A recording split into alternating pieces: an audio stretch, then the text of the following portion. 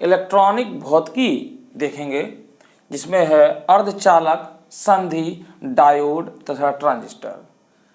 तो semiconductor junction, diode and transistor की बात करेंगे आज हम लोग इलेक्ट्रॉनिक भौतिकी में। तो बच्चों सबसे पहले इसमें जो टॉपिक है अर्धचालक, तो इसको हम लोग समझते हैं। अर्धचालक जो है बच्चों, ये तीन इसके जो टाइप्स हैं, यानी कंडक्टिविटी के आधार पर पदार्थों के तीन प्रकार होते हैं। देखिए पहली कंडीशन में है चालक, चालक यानी कंडक्टर। दूसरा आपका अचालक, अचालक। और तीसरा आपका अर्धचालक, अर्धचालक। तो बच्चों आपका अर्धचालक जो होता है ये चालक और अचालक के बीच की कड़ी है, यानी ये बीच के आता है। तो बच्चों इसको पूरी तरीके से समझने के लिए सबसे पहले हमको ये समझना पड़ेगा कि बैंड थ्योरी क्या है। बैंड थ्योरी यानी ये बैंड क्या है, इस बैंड को आपको समझना पड़ेगा, क्योंकि बैंड थ्योरी के आधार पर इनका हम लोग ये तीन प्रकार से कैसे कैसे होते हैं इनका हम लोग पूरा व्याख्या पढ़ेंगे बैंड थ्योरी के आधार पर। तो बैंड थ्योरी क्या है इसको हम लोग समझते हैं। तो देखिए इसको समझने के लिए एक छोटा सा उदाहरण हम लोग लेते हैं। देखिए क्या है, जैसे बच्चों हम लोग बात कर लें कि हाइड्रोजन ये एक डायटोमिक मॉलिक्यूल है, ये एक डायटोमिक मॉलिक्यूल है बच्चों। तो इसमें देखिए होता क्या है, जैसे कि एक जनरली एक आपका एटम हाइड्रोजन का ये है और इसका ये न्यूक्लियस, ये इसका न्यूक्लियस और इसका एक इलेक्ट्रॉन यहाँ पर पड़ा हुआ है। तो बच्चों अगर इस तरीके से इसमें ये आइसोलेटेड मैंने लिया, ये आपका एक एटम है और ये है इसका 1s1, और एक एटम अगर हम लोग और लें दूसरा, तो बच्चों ये काफ़ी दूर पर मैंने एक एटम लिया इस तरीके से और इसमें भी एक इलेक्ट्रॉन पड़ा हुआ है। तो बच्चों देखिए होता क्या है कि जब ये दोनों एटम को पास लाया जाता है तो इनमें इन्फ्लुएंस या यूँ कहें अन्योन क्रिया होती है।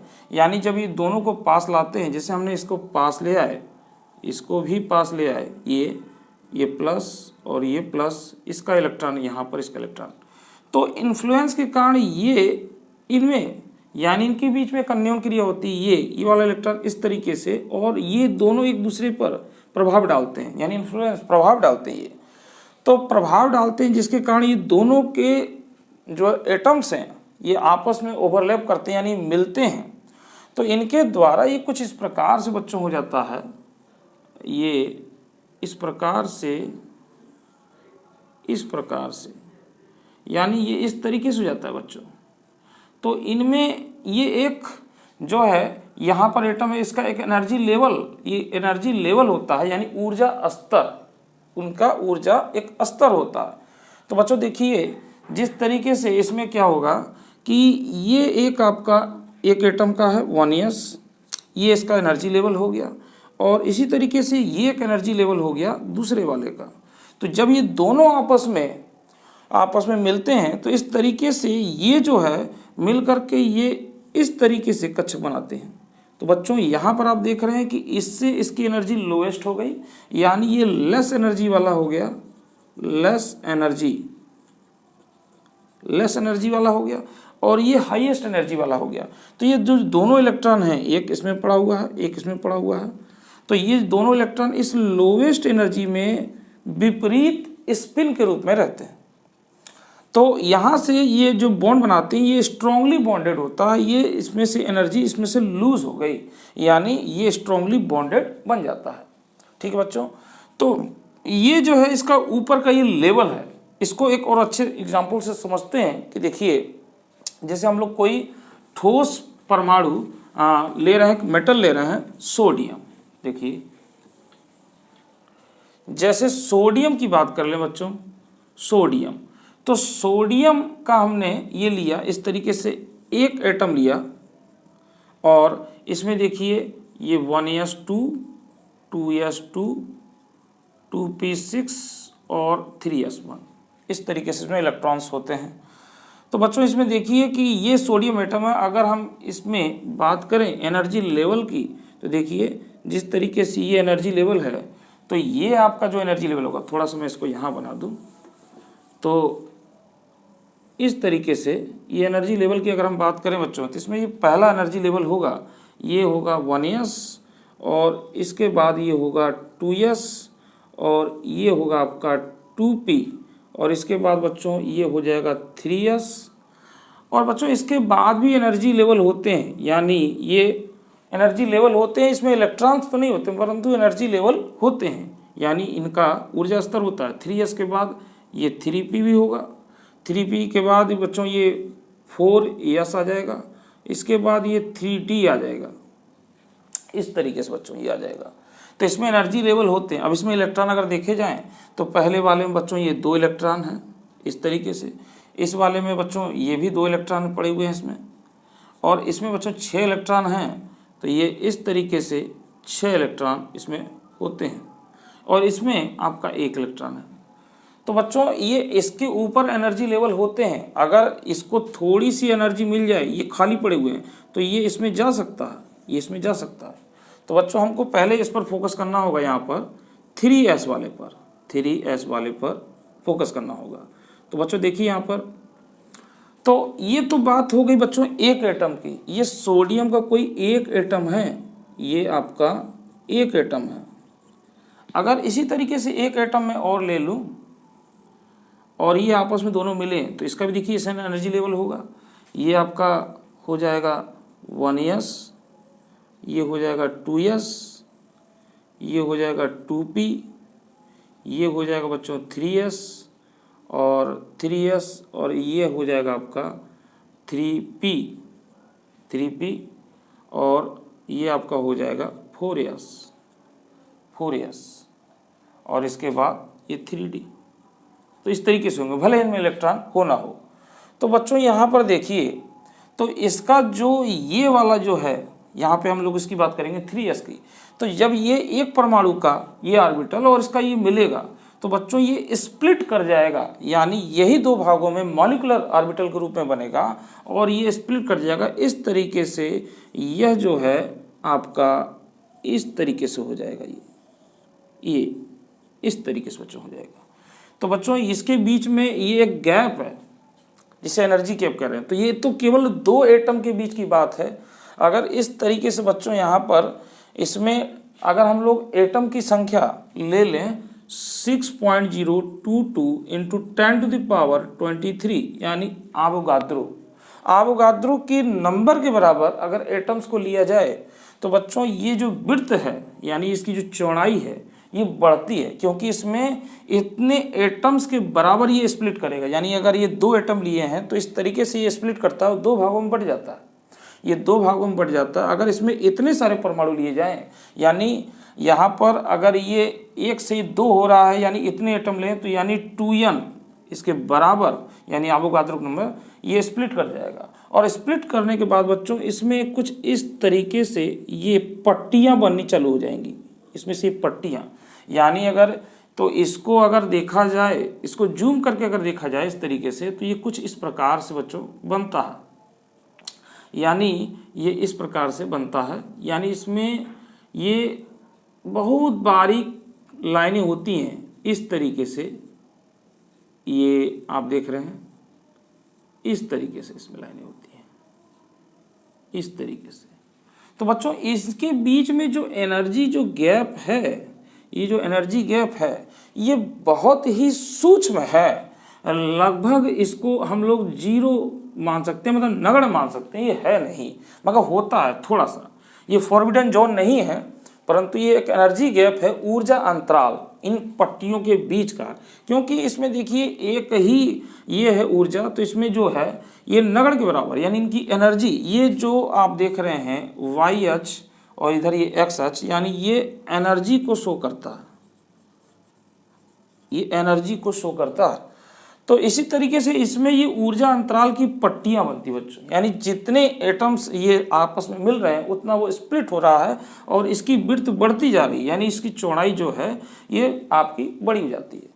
तो बच्चों होता क्या है कि ये जो है ये आपका वैलेंस शेल है, और वैलेंस शेल में ये इलेक्ट्रॉन पड़ा हुआ है, तो यानी इसमें 1 इलेक्ट्रॉन है, परंतु अगर ये इसमें n एटम्स मिल जाएं आवोगाद्रो के बराबर, तो इसमें बैलेंस सेल में इतने सारे इलेक्ट्रॉन होंगे, ढेर सारे इलेक्ट्रॉन होंगे। तो बच्चों ये यहाँ पर जो इस तरीके से है, इसको हम लोग बैंड नाम देते हैं।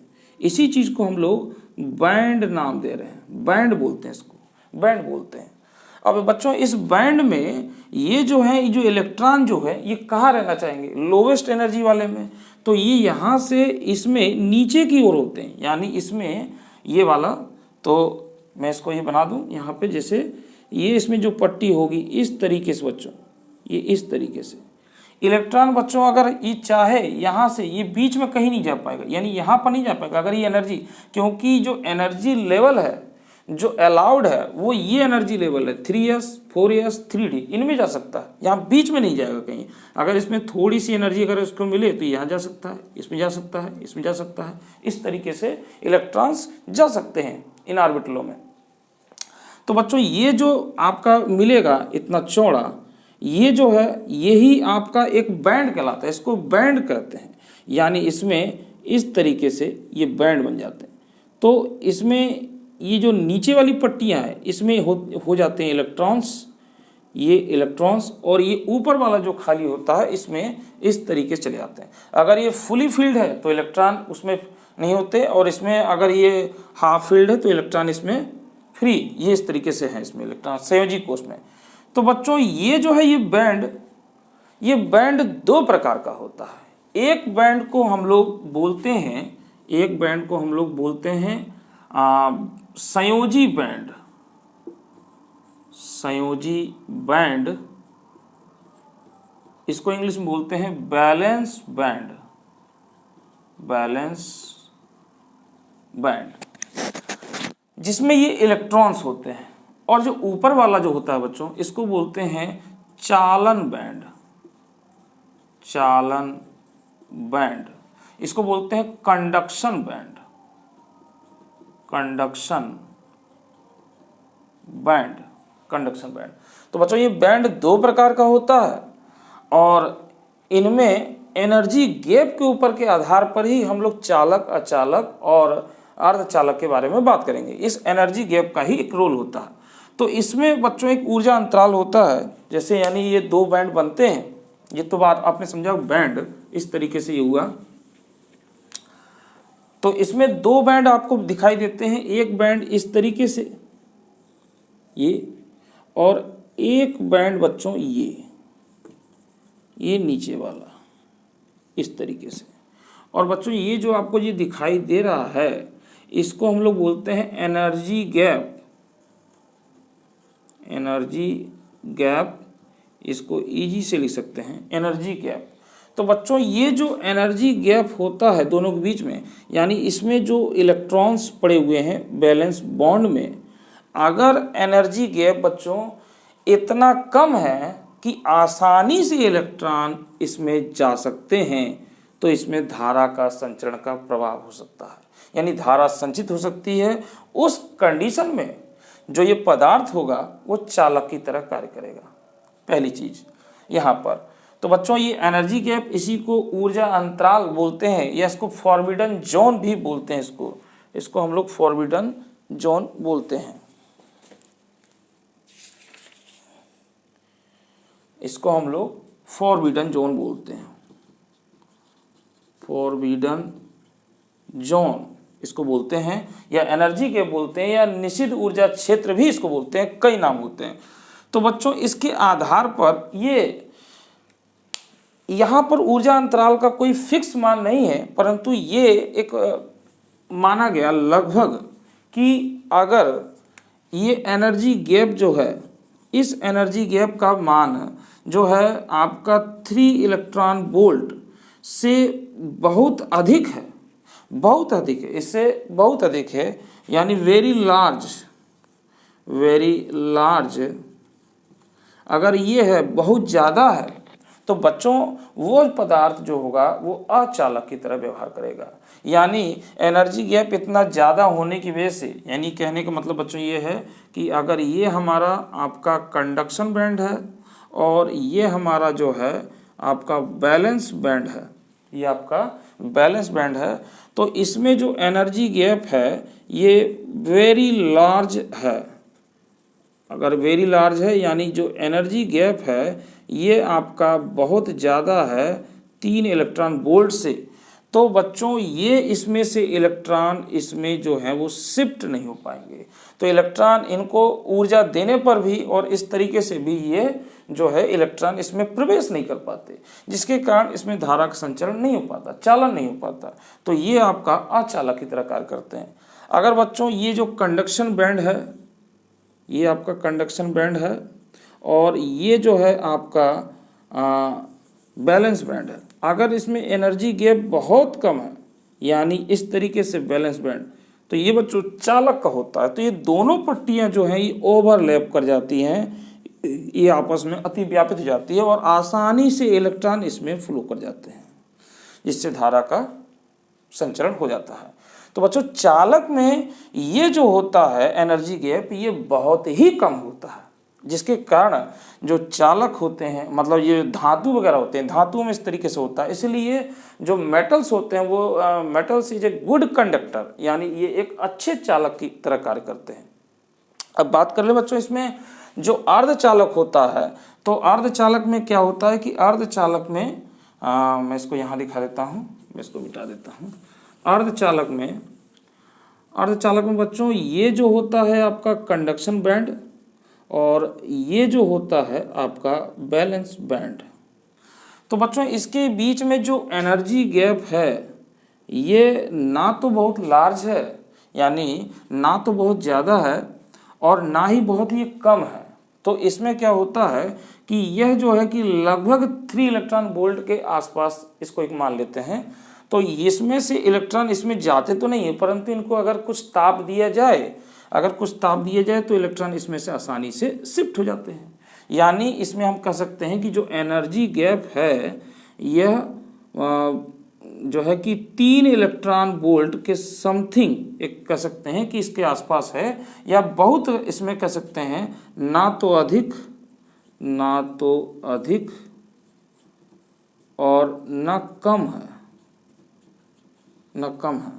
यानी एनर्जी गैप कोई कम भी नहीं है और बहुत अधिक भी नहीं है, जिसके कारण ये इलेक्ट्रॉन इस तरीके से तो नहीं जाएंगे, परंतु इनको अगर थोड़ा सा ताप दिया जाए तो ये इसमें चले जाते हैं। अचालक के केस में नहीं होता, यानी अगर जो अचालक है उसमें बहुत ज़्यादा हीट देने पर भी वो नहीं जाएगा, वो इंसुलेटर की तरह काम करते हैं, क्योंकि इसमें एनर्जी गैप बहुत ज़्यादा होता है।